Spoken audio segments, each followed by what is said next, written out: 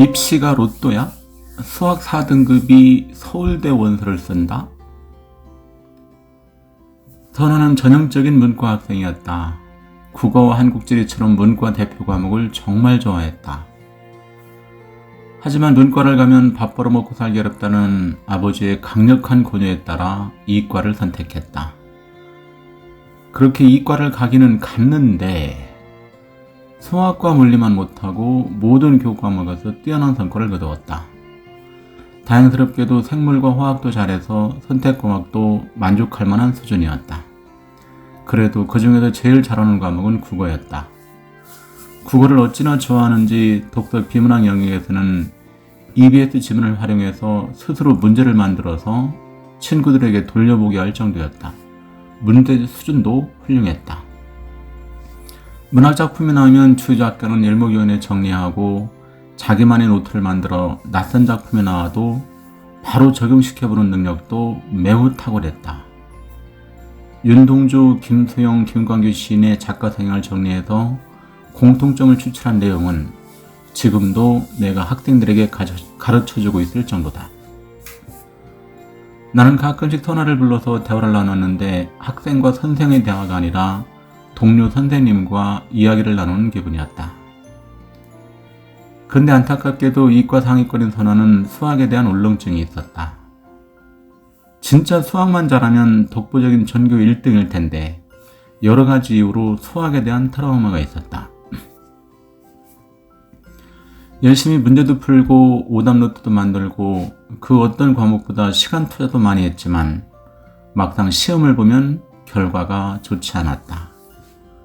아주 단순한 계산 실수가 잦았고 문제의 난이도가 조금만 높으면 그 다음 단계로 가지 못하고 시험을 보다가 우는 경우도 있었다고 한다. 안타깝게도 내가 해줄 수 있는 것이 없었다. 그나마 조금 도움을 준다는 것이 수학에서 다뤄지는 용어들의 말뜻을 자세히 풀어서 같이 고민해보는 정도였다.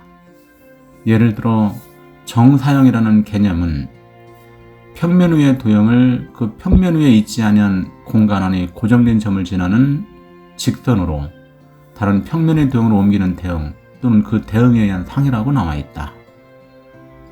이것을 국어 선생님 관점에서 풀어보자면 정사형, 바르게 쏘아서 그림자를 이룬다는 의미인데 실제로 어떤 대상의 빛을 쏘아 그림자를 이룰 때 그 빛과 그림자의 각도가 어떤 것인지를 생각해보는 말로 해석해보았다.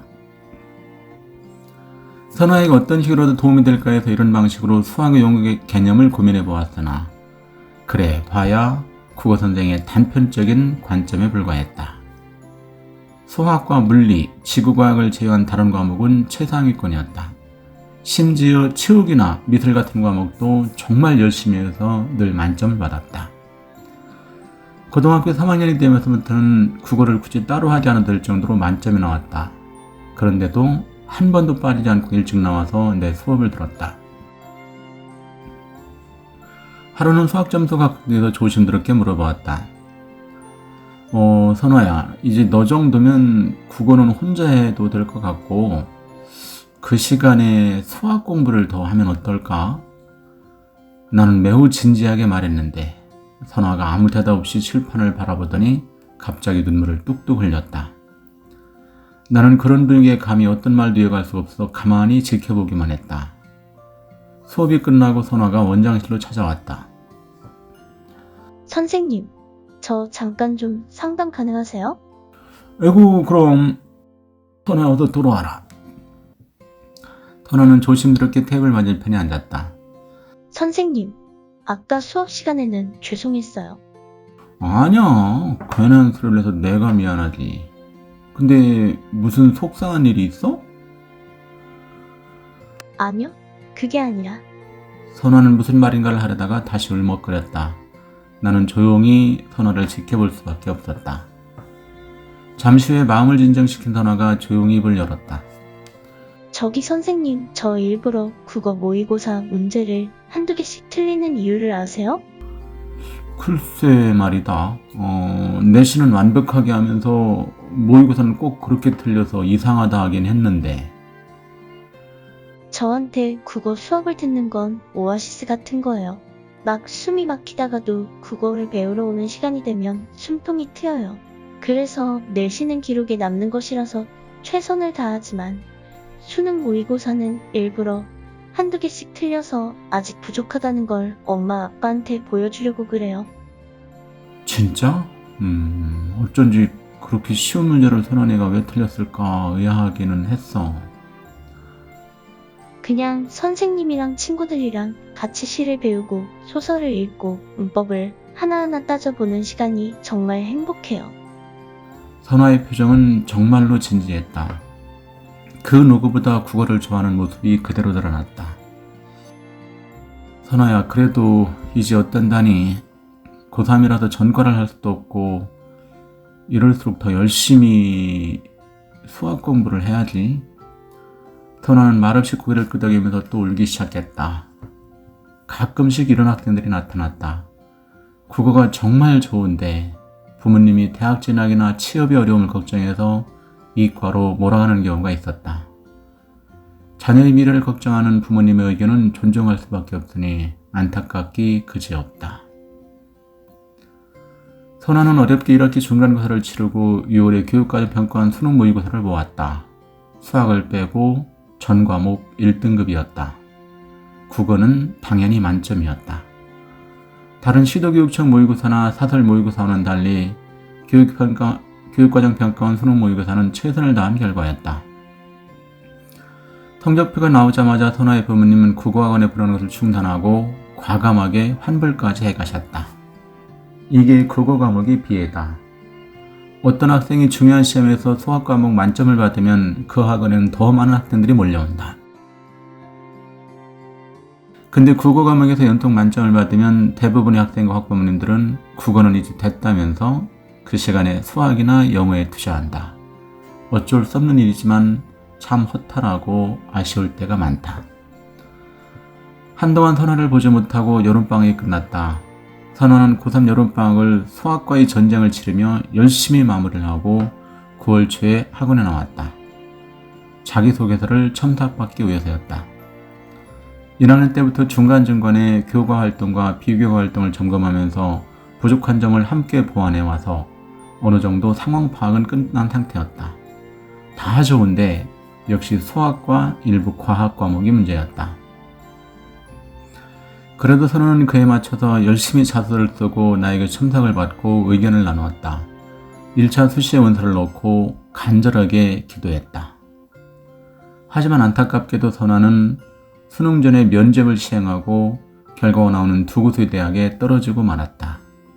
역시 수학이 문제였다. 선아는 마음을 다잡고 열심히 수능 공부를 했다. 다행히 선아 어머니께서 선아가 국어학원에 넘어오고 싶었다는 말을 되게 들어줘서 수능 직전까지 함께 공부할 수 있었다. 수능 성적이 발표되었다. 선아는 국어와 영어 모두 만점이었다. 그런데 역시 안타깝게도 수학이 문제였다. 9월 교육과정 평가원 모의고사에서는 3등급까지 나왔는데 수능에서는 4등급이 나왔다.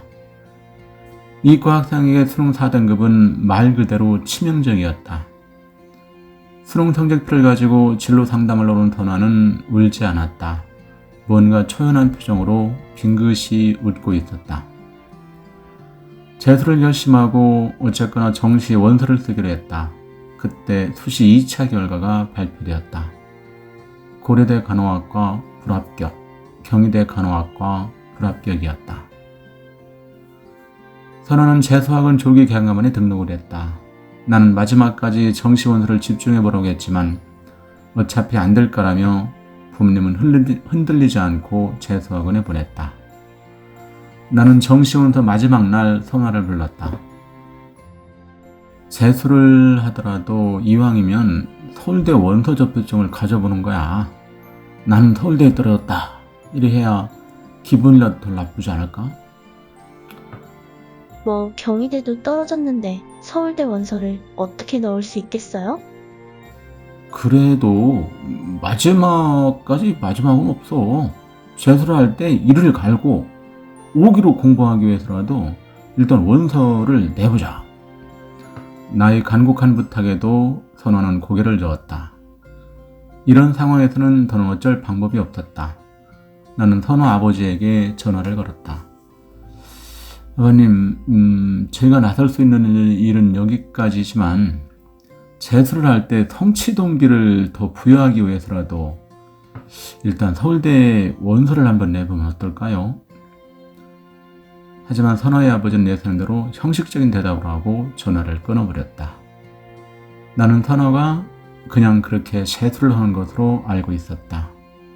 그런데 서울대 합격자 발표하던 날, 선호가 울먹거리며 전화를 했다.